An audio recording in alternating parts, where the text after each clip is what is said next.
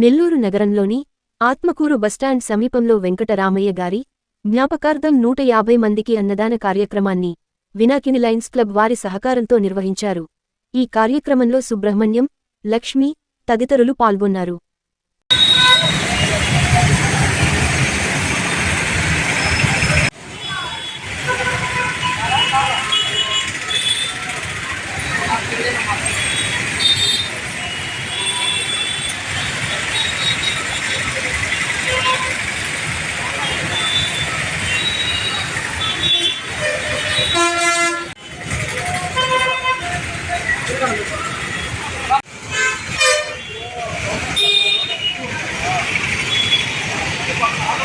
మీకు గాని ఈ వీడియో నచ్చితే లైక్ చేయండి, షేర్ చేయండి, సబ్స్క్రైబ్ చేయండి.